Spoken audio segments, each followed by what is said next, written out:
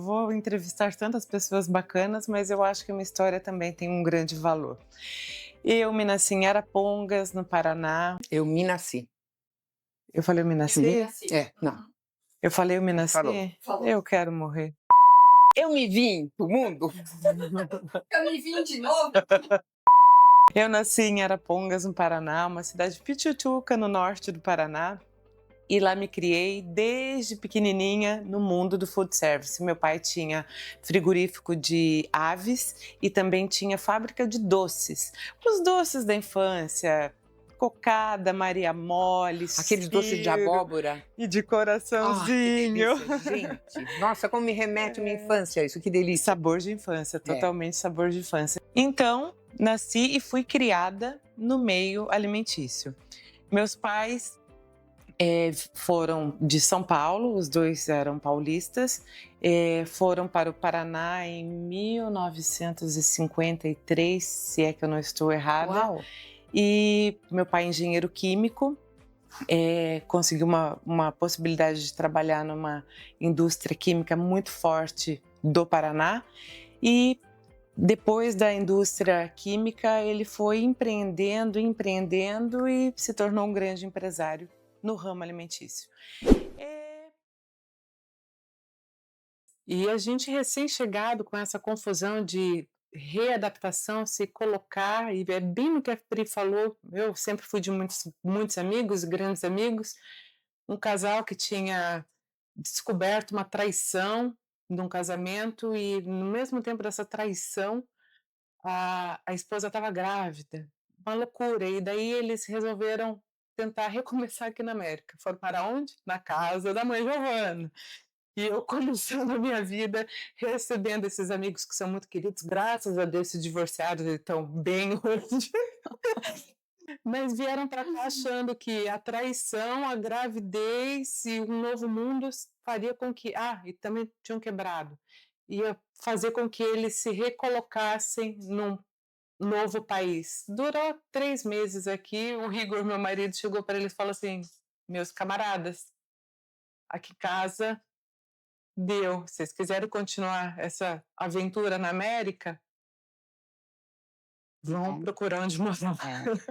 E você tocou num ponto muito importante, Gi, porque muitas vezes a pessoa vem falar, o brasileiro quando se muda para os Estados Unidos fica metido, não quer receber. Gente, vocês têm que entender, a vida aqui é muito corrida, a vida é muito cara.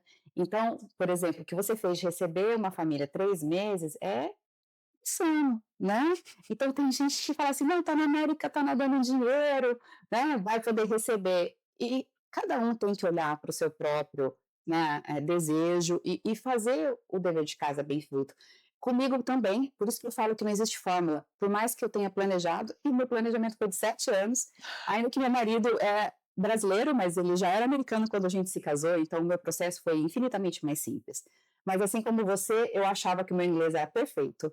Ok, primeira lição, vamos fazer a lista do material escolar. Eu não penso que foi fácil, porque eram amigos e irmãos, e a gente boicotar o sonho do outro, né? Quem somos nós? Mas ficou pesado para mim, foi difícil, porque a gente também estava começando, era tudo novo para a gente também. Então, a dificuldade de falar um não para um amigo, assim, marcou nossa vida e apertou nosso coração, mas a vida aqui, né, Pri, é pesada. É isso aí.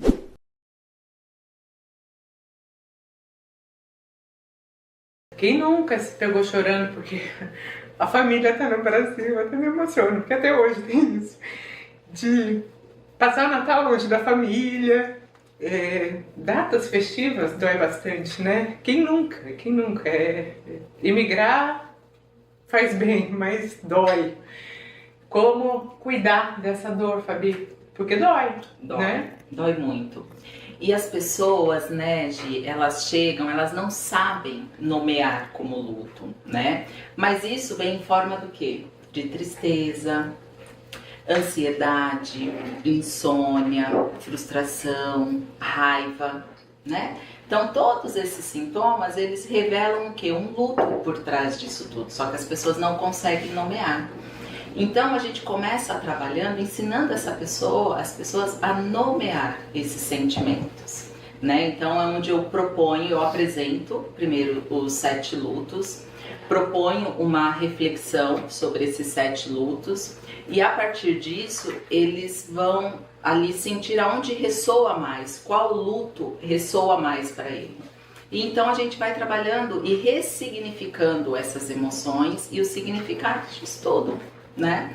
E é um ponto onde eles começam a entender melhor o que eles estão sentindo, o porquê, e aí isso traz um alívio psicológico e uma clareza das emoções. Então, vamos lá. América, como eu não sei se eu já cheguei a falar para você anteriormente, que eu nunca tive essa vontade de morar aqui. Mas eu me casei em 96, acho que é 96, e aí eu... Se casou no papel? Não, então, eu tive um relacionamento estável, e essa é uma das coisas que eu queria dar um alerta até para as mulheres que vêm para cá. Relacionamento estável é quando você junta com alguém e não coloca no papel. Exato, né? você não tem, você não oficializa o casamento, né, num documento, por assim dizer. O que aconteceu? Mas no Brasil, o relacionamento estável, ele é visto como um casamento, né? Você tem todos os direitos de um casamento. O estado da Flórida, e eu não falo todos os estados dos Estados Unidos, né? Alguns estados assim, entendem que o relacionamento estável chega ao passo de um casamento, mas o estado da Flórida ele não é aceito. Então, quando eu cheguei aqui, eu não tinha esse conhecimento. Nunca quis me casar, nunca tive essa intenção, por vários motivos. E achava que estava tudo bem. Imagina, eu estou do lado de alguém, para mim isso é o mais importante. E você né? já tinha filhos nessa época? Já tinha as duas meninas. As meninas nasceram no Brasil? São brasileiras, nasceram lá. Chegaram aqui com Luísa com 5 e Naira com 6. Enfim, e aí o que aconteceu? Meu ex-marido, e falo ex-marido porque a gente considera como marido, né? No Brasil, já havia me traído 2 vezes, eu cheguei aqui uma terceira vez, eu falei, não, agora não dá mais. Chega. E aí eu resolvi que eu não queria mais estar junto. E aí o que aconteceu? Você perde aqui nos Estados Unidos, se você não é casada no papel, você perde todo e qualquer direito. E a visão que se tem da mulher que não foi casada e tem filhos com alguém, pelo menos no meu caso, que eu falo, existem homens e homens, né? Então eu digo que a violência doméstica não é só aquela que você sofre dentro de casa com abusos morais, sei lá, moral ou físico até, mas a violência doméstica também acontece quando o homem ele se exime da responsabilidade financeira perante os seus filhos. E foi o que aconteceu comigo. Então, uma dica. Peraí, então, só para entender, você veio casada, acabou se divorciando em função de uma terceira traição.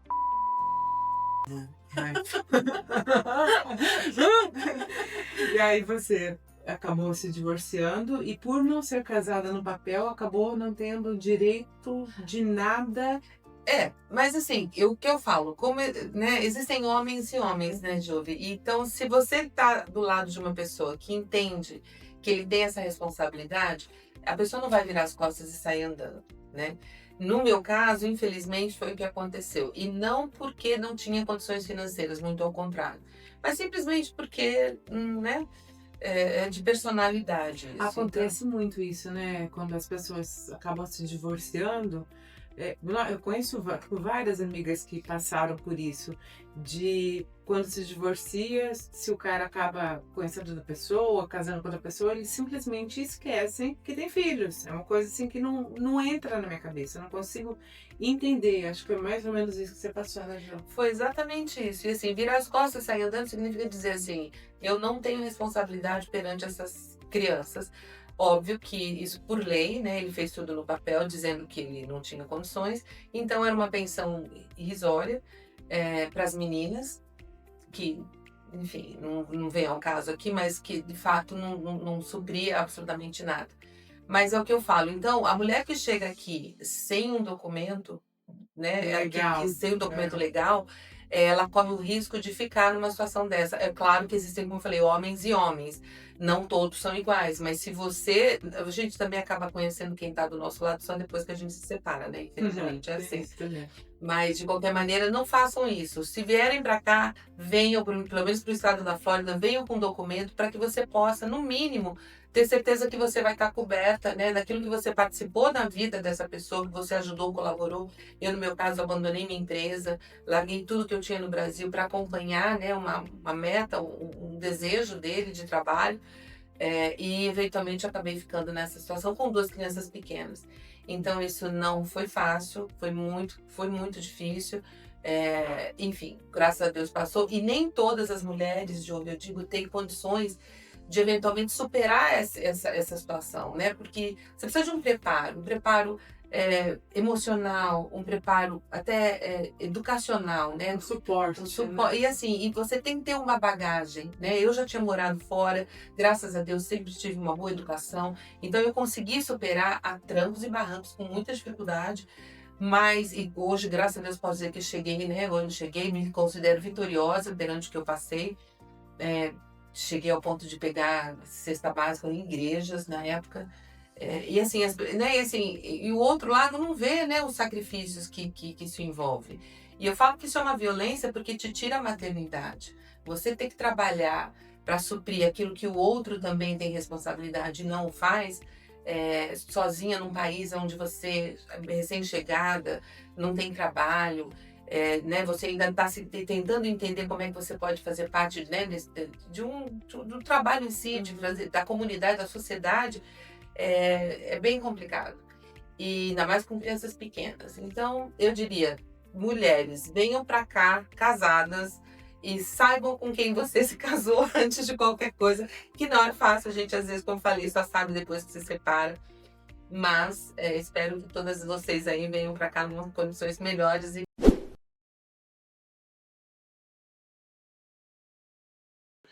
Tem engraçado uma história. A gente pegou um proprietário uma vez que ele abriu a porta de cueca. E ele vendeu a casa pra gente, pra mim e pra minha esposa. Ele tinha 2 pitbull. Abriu, fugiu os pitbull de cueca correndo na rua. Meu Deus, foi uma loucura. E ele assinou o contrato da casa naquele dia pra gente. A gente comprou ali na hora com ele de cueca. Cueca da Budweiser. O velho de cueca da Budweiser. Os cachorros fugindo, ele assinando a venda da casa ali, ó. Eu quero vender essa jossa, eu quero vender. E vendeu a casa. Foi muito engraçado. Ai, que engraçado.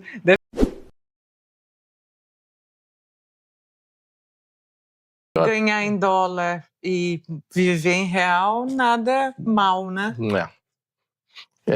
Se bem que você tinha a opção, né, dessa sua aposentadoria, você podia fazer uma parte em dólar e uma parte na sua currency, na sua moeda.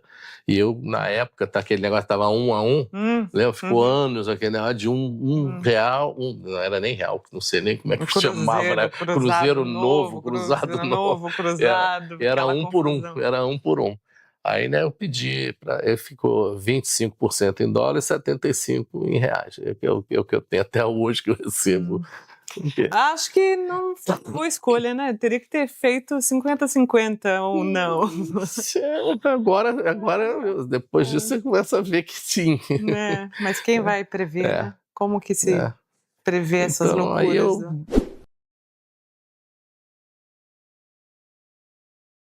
Aí você tem uma história de uma casa que você ficou até as 2 da manhã. Lembra da história dessa casa? Sim. Da gorjeta? Conta essa história, que essa história é muito interessante. Você lembra de qual eu tô falando? Sei, é uma russa. Quando eu comecei a trabalhar há anos atrás, me chamaram pela internet. Eu tinha um aplicativo que eu postava lá um cartãozinho meu, eu mesmo que fiz o cartão na internet. Eu nem sonhava que tinha essa facilidade de pedir para fazer um cartão, de pedir para publicar em um grupo, essas coisas aí, propaganda. Eu mesmo fiz um cartão da minha empresa e coloquei na internet para circular, e graças a Deus começou a aparecer clientes. E uma russa me chama para ir limpar a casa dela às Já era tarde, às 4 horas da tarde, me disse se eu poderia ir até a casa dela. E eu falei, tá, eu posso. Aí ela me manda o endereço dela um pouco longe da onde que eu tava. Eu fiquei meio assim preocupada, porque eu vou chegar na casa dela às 6 horas da tarde. E como que eu vou fazer essa casa? Aí a moça que tava comigo, eu perguntei se ela queria ir, ela disse, não, já tá tarde.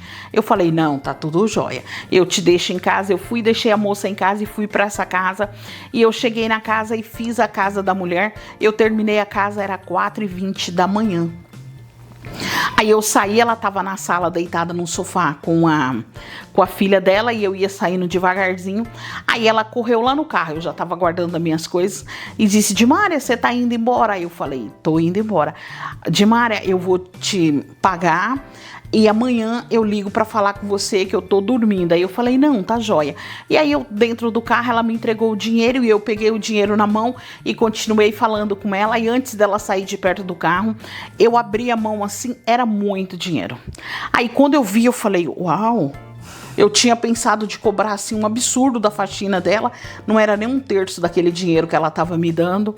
E aí eu fui e falei, não, espera que você me deu muito dinheiro, você me deu o dinheiro enganado. Aí ela me disse assim, não, eu tô te dando o dinheiro porque eu quero te dar, porque você merece e eu vou te ajudar. Eu vou te fazer você crescer. Você tem muitos clientes, Dimária? Eu disse, não, sua casa é a primeira ou a segunda que eu faço. Eu andava com o carro, meu carro pegava fogo. Eu tinha um monte de litro de água, porque quando ele esquentava, eu tinha que parar nos estacionamentos e botar água. E a mulher vai me dar aquele tanto de dinheiro, e aí eu fiquei passada, chocada com aquilo. E fui embora para casa com esse dinheiro. Quando eu cheguei em casa e contei o dinheiro era a entrada de eu dar num carro novo. Fenomenal, né? Fenomenal.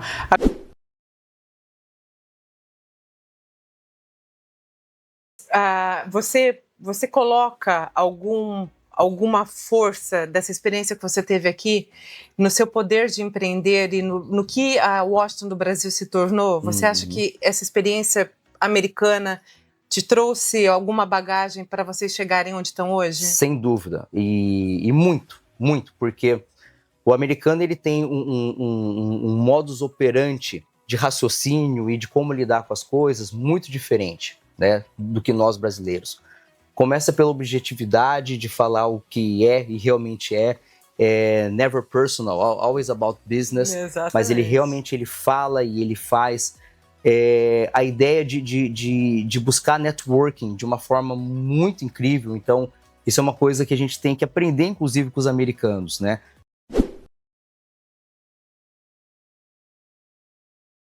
Hoje acordei cedo para preparar esse café da manhã lindo para esse meu querido, lindo, maravilhoso amigo. Mas antes eu quero só dar uma risadinha. Eu esqueci que o Antônio está na dieta carnívora há mais de 2 anos.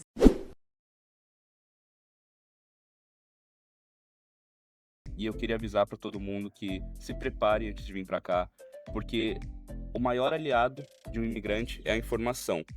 É você saber como o sistema de ensino funciona, como o sistema de faculdade funciona.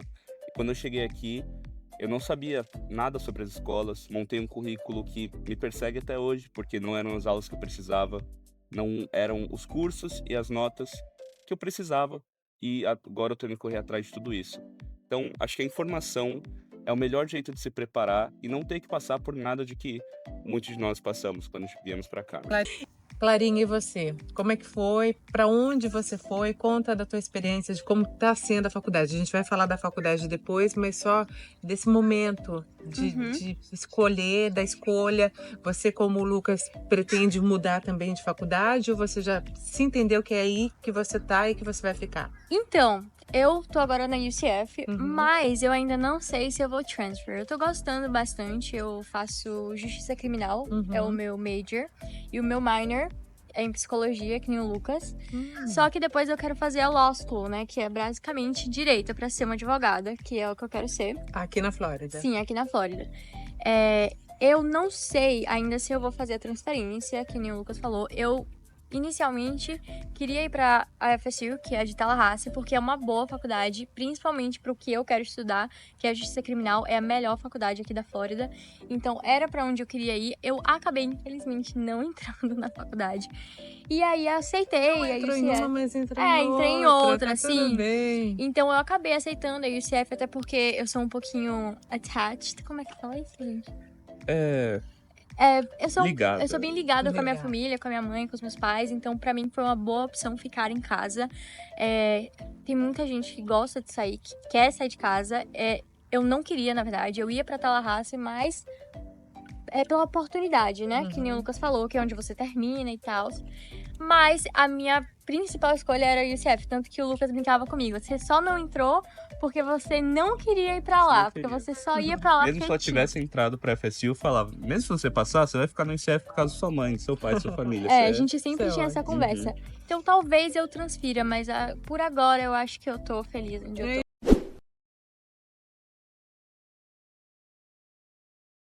Meu plano inicial nunca foi ir pro Valência. Quando isso passou a ser uma opção pra mim, eu fiquei assim desesperada, porque eu nunca esperei que eu ia parar no Valência. Porque eu tinha uma visão muito ruim do Valência. Até que eu comecei a entender mais, pesquisar mais sobre o Valência. Eu também tenho um counselor que me ajuda com isso, que ele fez muita parte da minha decisão de ir para o Valência, que eu também apliquei para outras faculdades. E você acaba tendo mais chance por ser um community college de você entrar numa faculdade, de você transferir, do que, por exemplo, uma pessoa da UCF quer transferir para a UF. De você ser do Valência, você tem mais chance de ir para UF do que você sendo da UCF. Porque você está sendo comparada com outras pessoas do community college e o Valência está comparando todo mundo. E esse programa em específico que eu estou fazendo, que é um programa de nutrição, que eu quero cursar nutrição. Ah, que legal. A Lara também queria, olha só.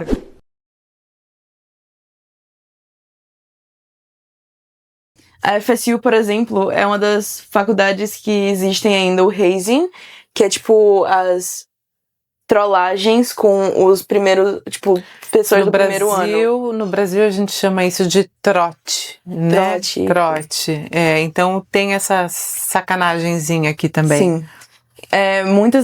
Muitas não, mas tem uma fraternidade hoje em dia na FSU que é muito conhecida por causa do hazing. O que eles fazem? Então, se a escola descobre que isso está acontecendo, eles suspendem a fraternidade, a sororidade por alguns meses e depois eles voltam.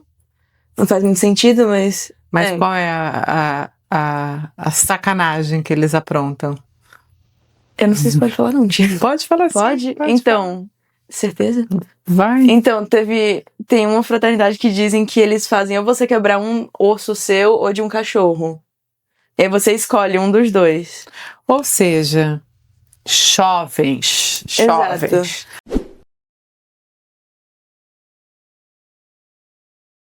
Era direto, todo mundo já sabia. Vamos colocar uma orelhinha do Mickey Mouse nele. Não, eu sou fanático, aí falando, né? Tive uma atividade também voltada a entretenimento.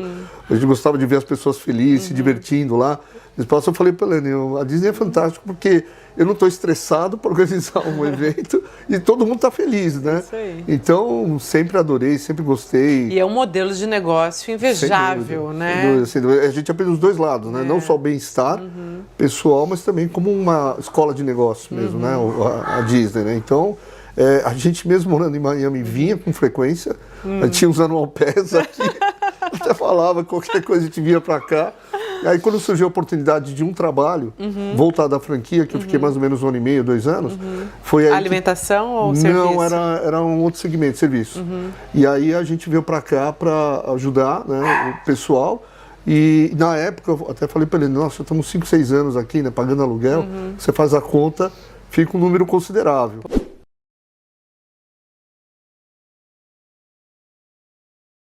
E uma coisa que eu tava me sentindo muito incomodada era que eu via os meus filhos que não sabiam nada de inglês aprendendo rápido, meu marido trabalhando fluente e eu dentro de casa, paralisada, estagnada. Teu inglês não era... Meu inglês não era praticado. Ok. Era um inglês de escola que eu tinha aprendido no Brasil e eu com medo de ir pra rua, de tentar falar, de me expressar. Quando tocava o telefone eu queria jogar ele pela janela.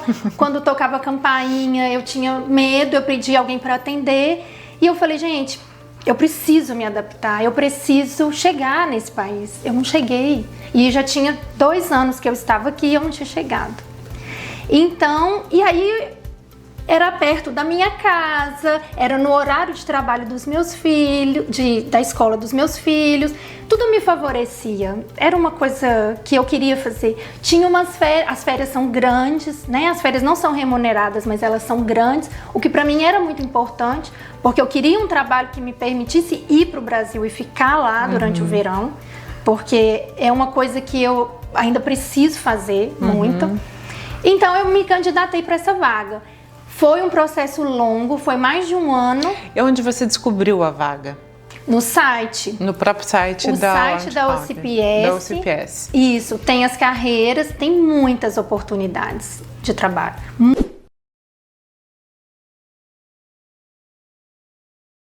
Gente, olha a história. Eles embarcaram no Rio de Janeiro, em fevereiro de 51, num dia de carnaval. No Rio de Janeiro. Agora, vocês imaginem. A minha mãe não queria descer do navio. Por quê? Porque ela via na rua... Gente, nós estamos falando da década de 50. Qual era a fantasia de carnaval mais usada na época? De índios. Então ela via aquelas pessoas vestidas de índio na rua, alguns bêbados, caídos. Ela pensou, é real! Aqui no Brasil tem índio. Tô com medo.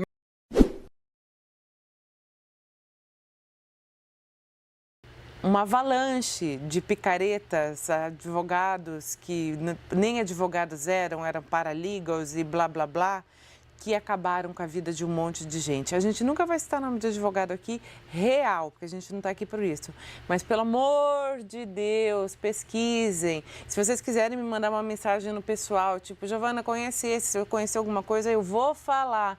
Mas cuidem com o advogado, porque o advogado pode destruir sonhos, né, Amanda? Exatamente. Eu tive muitos amigos que, infelizmente, se deram mal também. E eu quase fui uma família. Né? Então, eu achei que eu estava lidando com uma empresa idônea, né? Até... Se você tiver nome de advogado bom nesse teu processo todo para falar, você fica à vontade, tá? Tá, ótimo. E, inclusive, foi uma indicação de uma ex-amiga minha. Ex-amigos acontece muito aqui também. Porque, infelizmente, a gente se distanciou porque ela continuou divulgando essa empresa e muitas pessoas continuaram caindo. Então, assim, né? Sem comentários. Então eu achei que eu estava segura com aquela empresa, só que aí eu comecei a notar muitos erros. Erros muitos, assim, meu nome errado, documento errado e, né, assim, o prazo errado, uma coisa que eu paguei para ser aplicado em 30 dias, eles me devolveram em quase 9 meses. Meu Deus. Né? Não tive reunião com um advogado, uma reunião decente, então assim, foi tudo muito nas coxas. E quando eu recebi a negativa, eu não sabia por que eu tinha sido negada, porque até então eu tinha todos os requisitos que eles comentaram e que todo mundo falava, Amanda, você tem todos os requisitos. E aí eu briguei muito com a empresa para descobrir por que eu tinha sido negada. E aí eu descobri que o processo não era meu, era de uma outra veterinária. Copiou e colou. Acontece muito. Copiou e colou. E eram referências bibliográficas de 2017. Em 2017 eu não tinha nem o meu hospital ainda. Que vergonha. Então, assim, foi uma coisa absurda. Nossa, Amanda, por que você foi para São Cláudio? Porque até então eu sou de Lake Nona. Eu sou de São Cláudio. Exato. Eu fui para São Cláudio porque eu também não tive o aval para abrir um negócio aqui na região de Lake Nona. Eu tentei 6 lugares, Giovana, abrir. Eu apliquei para 6 lugares e eu não tinha uma resposta positiva, porque eu estava no visto de estudante. Como você vai aplicar para um negócio de 5 anos, alocar um negócio de 5 anos comercial, sendo que o seu visto vence a cada 1 ano? Então, eu tentava ir até uma parte da aplicação e era negada. Então, assim, isso foi difícil. Frustrante, né? Aí eu falei, gente, eu não vou conseguir. Então, assim, foi a persistência que tudo aconteceu. E a questão de São Cláudio não fui eu que escolhi, foi o pet que me escolheu. Porque foi um lugar que estava desabilitando. E aí o meu corretor falou, Amanda, vamos tentar mudar o foco, vamos sair de Lake Nona. E aí ele falou, tem um espaço que está saindo agora, isso foi em novembro de 2024. Está saindo e você pode tentar fazer a locação. Aí, novamente, tentei fazer a alocação, brecou na questão do visto. Não, então, Amanda, a gente gostou muito da sua história, eles foram super solícitos. A gente gostou muito da sua história, é muito bacana, a gente viu tudo, a questão do Hospital do Brasil e tal, mas você tem essa questão imigratória que nos limita. E aí, novamente, fui chorar para o doutor Ricardo e falar, doutor, você é negada de novo e tal. E o doutor, não, pera, deixa que eu vou responder esse e-mail, eu vou falar com eles. E aí, pela lei, o doutor respondeu um e-mail baseado em leis, dizendo que sim, estudante pode ter negócio, que não sei o quê, nananana. E aí, welcome, você será muito bem-vinda, Amanda. Então, eles me deixaram ter o negócio lá em St. Cloud. E aí, o meu visto foi aprovado. Só depois que eu aluguei...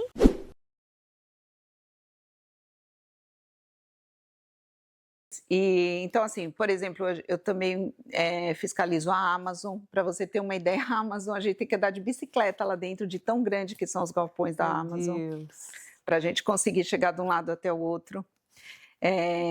Por exemplo, Mercedes-Benz, AutoNation, Dix, agora aqui em Lake Nona.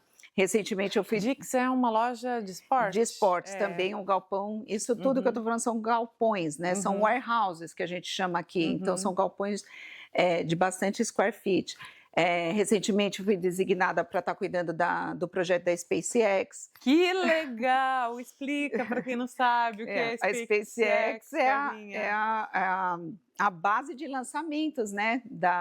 De foguetes. E do Elon Musk, e assim, desse projeto não posso falar muito, é tudo muito sigiloso, até mesmo as fotos que eu tiro lá e as coisas não podem ser divulgadas. Será que vão trazer pessoas de outros planetas?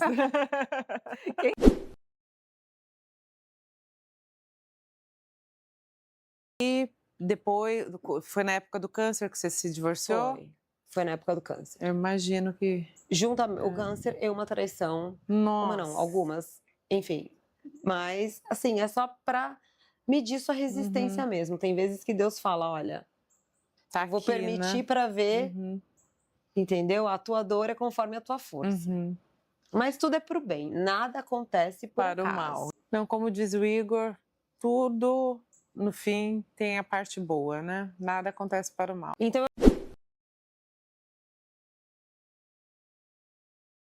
Anna wants me to tell a little bit about halal chicken. So generally, mostly like Muslims around the world, they prefer to eat halal meat. Halal meat is not, there are benefits of eating halal meat because it is slaughtered in a way that it takes the blood out of the animal, and once it is slaughtered, it takes about 4 to 6 hours to take the blood out, and generally the animal is hanged upside down to make it just take the blood out, and that is also that makes it soft, easy to cook, tender. Also, it says that it's not it's very beneficial for health, and it doesn't contain anything which is related to or connected to cancers. Interessante, né? A gente no Brasil não tem, embora tenha muitas empresas de frango no Brasil que exportam, eles usam a técnica também. E eu concordo com ela que o frango fica muito mais soft, muito mais... Como fala soft, gente? Suave, muito mais suave. Maravilhoso. My friend, thank you so much. This is like super special. I want you back to bake something. Sure. Because you're an expert in bake, right? That's right. And now we know the perfect way to cook. And I just need a hug. Thank you. Thank you.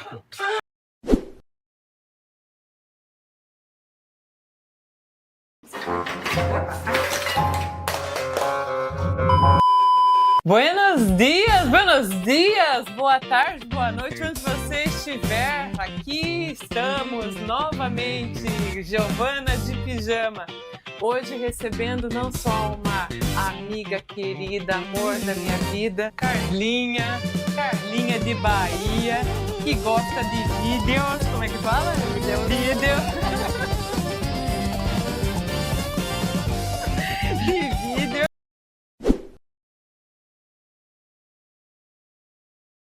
tem uns momentos ruins, horríveis, de trabalhar como policial em Nova York, mas também tem uns momentos excelentes. Eu lembro que um dia uma mãe estava desesperada. Meu filho. O que aconteceu com seu filho? Ela já tinha 4 horas que ela tinha perdido o filho. Isso no metrô? No metrô. Meu Deus. E o metrô é enorme. Quem já visitou a cidade de Nova York sabe que o metrô é enorme. Eu sempre me perco dentro dele. Eu tô a ponto de, tipo, desisto do metrô, porque eu sempre me perco dentro dele. E isso, se você for no final de semana, piora, porque aí eles param certas linhas para fazer, não treinamento, como fala, construção, eles param para fazer manutenção, enfim.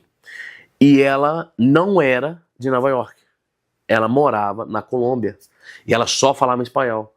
E assim, eu entendo muito bem o espanhol, mas quando a pessoa tá nervosa e tá lá, e eu não falo tão bem espanhol. Eu até falo em espanhol, mas assim, eu prefiro que outra pessoa fale. Aí eu puxei ela e falei, minha senhora, calma, que vamos encontrar seu filho.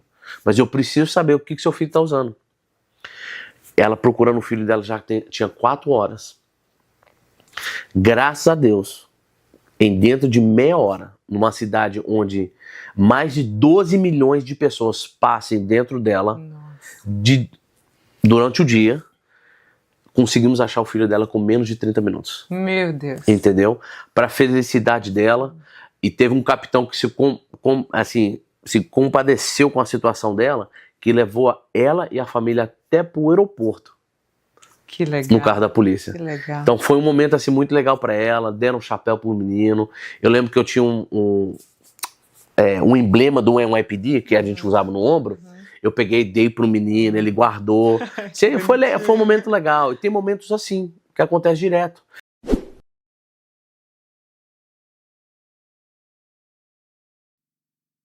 Horas for aonde estiver, o tom da voz até mudou e a gente resolveu não entrar, porque o tópico de hoje é um tópico que tem que ficar, pelo menos com as crianças, antes delas levarem alguém para casa, tem que ficar para fora, né? Até a gente entender quem é e o que é e por que é. Eu contei isso da vez passada. Nojo, que nojo, que nojo. A gente criança, né, meu pai enchia o sítio de amigos para fazer churrasco e todo amigo de pai é sempre tio, né? E tinha um asqueroso de um tio que eu quero que ele esteja no quinto dos infernos, se Deus abençoar, que ele ficava assim, senta aqui, deixa eu ver essa perninha. Nossa, a perninha tá ficando gostosa, hein? Deixa eu ver esse bumbum. Eu tinha 7, 8 anos. É nojento e existe, né?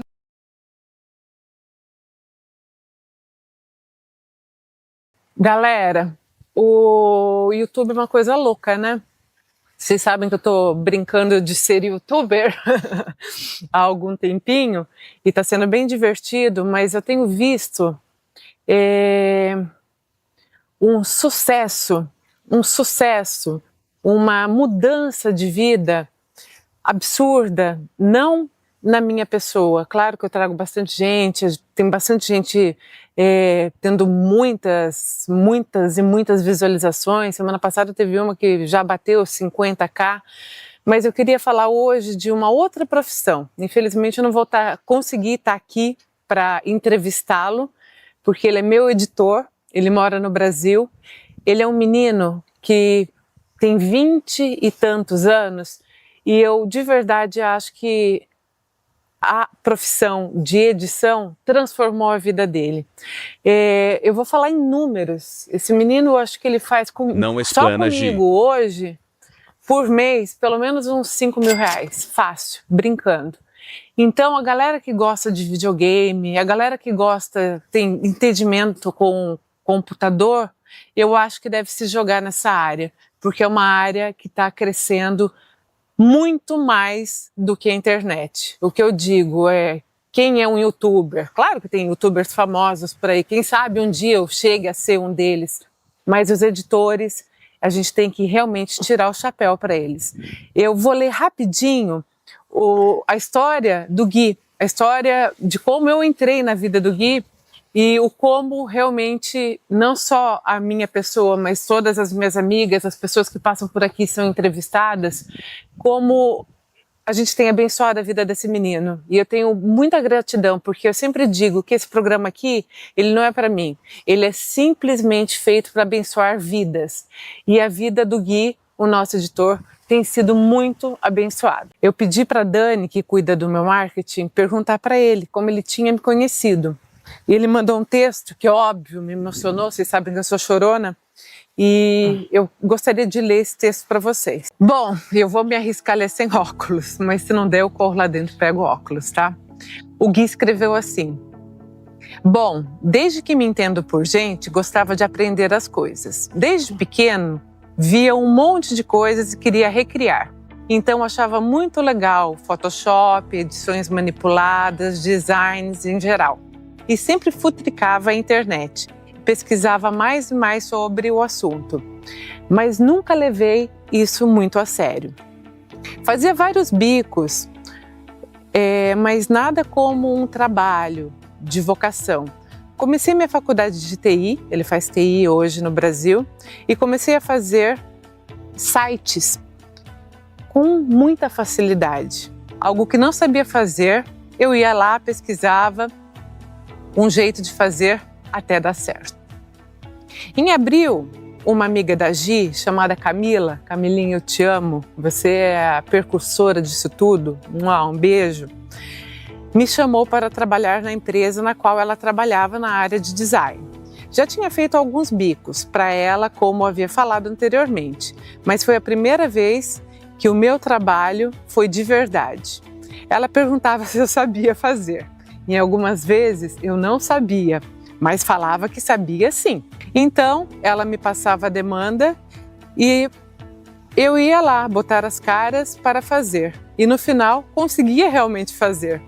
E aí chegou na minha vida a Gi, euzinha aqui. Camila me indicou para que eu fizesse uma introdução do Giovana de Pijama. Aquela musiquinha do começo, sabe? Giovana de Pijama, a letra do Thiago, meu primo, mas os recortes, a edição foi do Gui. Nunca tinha feito na minha vida, mas eu falei que poderia deixar comigo. Ela gostou muito, muito mesmo, que depois ela falou para eu testar as edições dos vídeos dela. Aí foi só melhorando o conhecimento e as qualidades dos vídeos, fui conhecendo novas pessoas por meio da Gi, por indicações, como a Thelminha, que está aqui atrás das câmeras, a Anica, que vocês já viram também. Olha o quanto a gente está abençoando a vida desse menino, gente. Durante essa trajetória, tinha uma vaga de editor de vídeo numa empresa.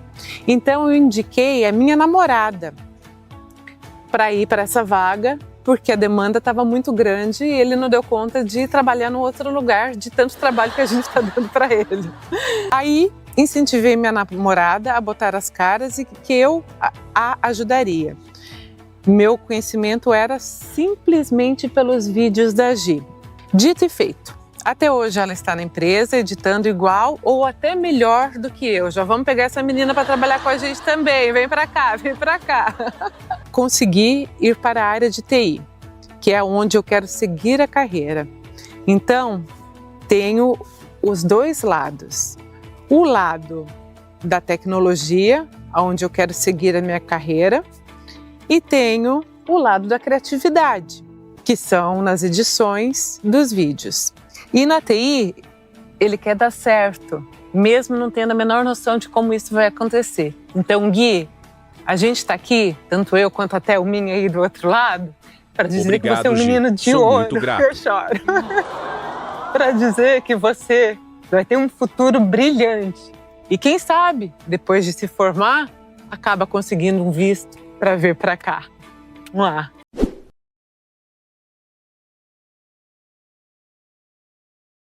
Isso, só depois. Porque você, aí é assim, quando você passa na prova, você começa a receber oferta de trabalho. Ah, olha, o quanto é escasso a área. Né? Vem mensagem de texto. E até hoje, olha, não estou mentindo, eu recebo no mínimo 10 propostas por dia de trabalho. Fisioterapeutas, venham. Mensagem de texto.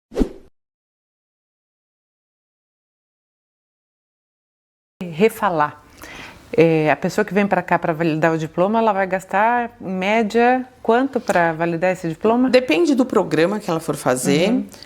Acho que a gente não falou sobre isso. A gente falou sobre o quanto faz um dentista aqui. Agora, o quanto gasta-se um dentista do Brasil que queira validar o diploma como dentista aqui? Vai uma graninha também, né?